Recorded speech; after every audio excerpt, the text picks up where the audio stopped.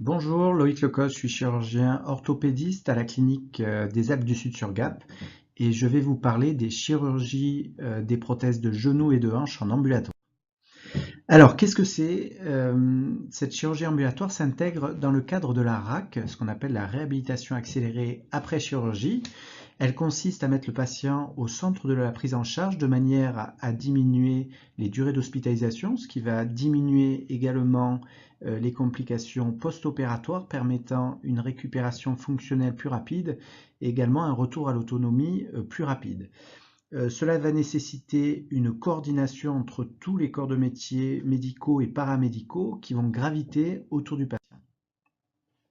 Cela va nécessiter des changements des habitudes, qu'elles soient chirurgicales, anesthésiques, mais surtout organisationnelles. Il faut bien distinguer la chirurgie ambulatoire qui fait partie de cette RAC et de la RAC tout court.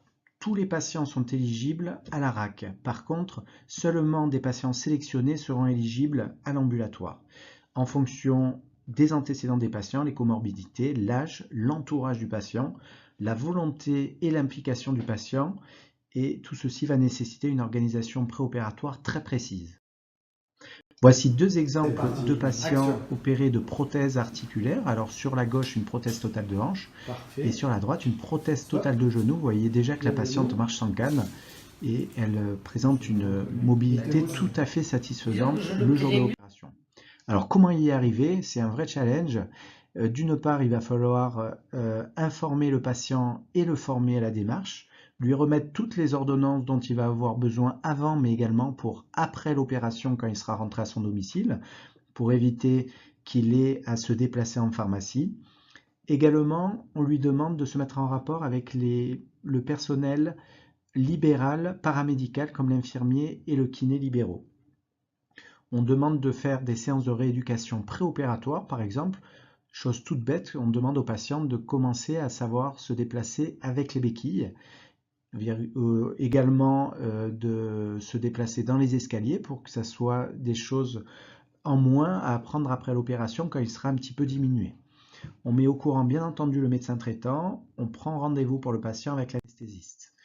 On essaie de rendre obligatoire des réunions d'information préopératoires où on convie des patients qui ont été opérés avec les patients qui vont se faire opérer.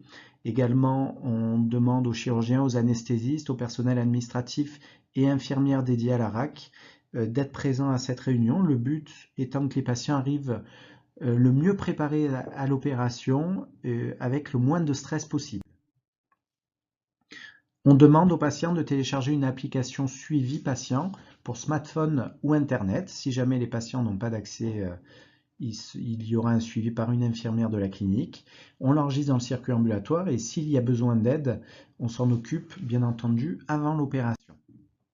Le jour de l'opération, le patient doit être le moins possible à jeun, c'est-à-dire autant auparavant on demandait que le patient ait des jeûnes assez étendus, de plus de 6 heures. Maintenant, on diminue la durée du jeûne pour éviter que le patient soit en hypoglycémie. Bien entendu, le patient qui va être opéré dans le cadre d'une chirurgie ambulatoire va passer en priorité dans le programme opératoire. Au niveau du geste anesthésique, le but est de prendre en charge au mieux la douleur en réalisant des blocs anesthésiques, en mettant en place des cathéters périnerveux. On diminue et on limite l'utilisation de morphinique puisqu'il présente des complications et des effets secondaires assez importants. L'équipe d'anesthésie va lutter contre l'hypothermie, utiliser des substances qui vont diminuer le saignement pendant et après l'opération et lutter contre les nausées et les vomissements post-opératoires. Le geste chirurgical, on va réaliser des techniques mini-invasives de manière à être moins agressif en faisant des gestes moins hémorragiques. Et chose très importante de manière à juguler la douleur, c'est de réaliser des infiltrations locales capsulaires articulaires. Une fois que le patient est opéré, dès la salle de réveil, surtout pour les prothèses de genoux, le patient va bénéficier d'une cryothérapie sur l'articulation opérée, de manière à diminuer le gonflement, l'inflammation locale pour diminuer au maximum cette douleur. Une fois que le patient est retourné dans sa chambre, on va appliquer du froid. Alors sur la diapositive, vous voyez que sur le haut est entouré le biberon diffuseur d'anesthésiant local et en bas, vous voyez l'attelle de froid. Le patient va être réalimenté de manière précoce. On va réaliser des radios de contrôle, donc tout ça, il faut l'organiser avec nos confrères radiologues. Et également, le patient va donc être levé par le kiné. On va évaluer sa mobilité. À partir de là, on va pouvoir voir et évaluer si le patient peut sortir avec l'équipe paramédicale et médicale. Une fois que le patient sort, il sort bien entendu avec des consignes de surveillance, le rendez-vous post-opératoire, comment joindre la clinique au moindre problème, et bien entendu, si le patient n'est pas éligible à une sortie le soir même, il faut qu'on ait une possibilité de repli pour pouvoir hospitaliser le patient. Le patient est retourné à son domicile. Le jour opératoire, on demande à ce que l'infirmière et le kiné passent le voir. Le médecin traitant est informé. Le lendemain, les mêmes personnes passent le voir. Et à ce moment-là, on demande au patient d'évaluer son état de santé via l'application Internet ou par l'infirmière dédiée à la RAC de la clinique. Donc cette application e-feedback rend le patient acteur de sa prise en charge et de son parcours de soins avant, pendant et après le geste opératoire, permettant surtout un suivi post-opératoire. Des identifiants du patient sont créés le jour de la programmation de l'opération. Le patient va donc aller dans son espace sur l'application. Donc il confirme son identité, il va rentrer de nouveaux codes d'identifiant et il arrive sur son espace. Sur son espace, vous voyez donc il y a les informations administratives et également comment le patient souhaite recevoir des notifications, soit par email, soit par SMS, soit par les deux. Le patient va renseigner à J+1, J+3, J+5 des informations sur son état de santé. Également, via un espace sécurisé, il peut envoyer des messages au chirurgien et des photos, et en fonction des réponses au questionnaire, de déclencher des alertes. Vous voyez un rappel de l'opération. Le patient reçoit par SMS un rappel sur son hospitalisation. Le patient a été opéré et vous voyez que le lendemain à son domicile, il doit remplir le questionnaire de suivi. Si jamais il a oublié, il reçoit un SMS lui rappelant qu'il a ce questionnaire à remplir. Alors, qu'est-ce qu'il évalue? Il va évaluer sa douleur, sa température, l'état du pansement. Au niveau de l'articulation, est-ce qu'un hématome ou un gonflement important sont apparus? Chose fréquente puisqu'il y a souvent des hématomes, d'où la nécessité d'appliquer du froid. Ressentez-vous une douleur dans le mollet, ce qui peut nous faire suspecter une phlébite, malgré l'anticoagulation préventive? Avez-vous des difficultés à vous déplacer? Souffrez-vous de nausées ou de vomissements? Avez-vous des difficultés à dormir en lien avec l'intervention? Voilà, le patient arrive au terme du questionnaire et à partir des réponses qu'il a apportées, il reçoit un message comme quoi il va être rapidement rappelé par la clinique ou le chirurgien. Et également, si le patient n'est pas rappelé d'ici 1 heure, il peut joindre le service d'hospitalisation de la clinique qui est joignable 7 jours sur 7 et 24 heures sur 24.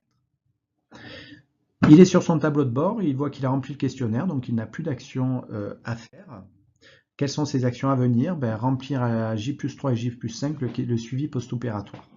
Également, vous voyez en bas à droite, il y a une petite icône « Je ne me sens pas bien » avec un signal d'alarme. Donc à tout moment, le patient peut déclencher une alerte en dehors du questionnaire qui est déjà programmé.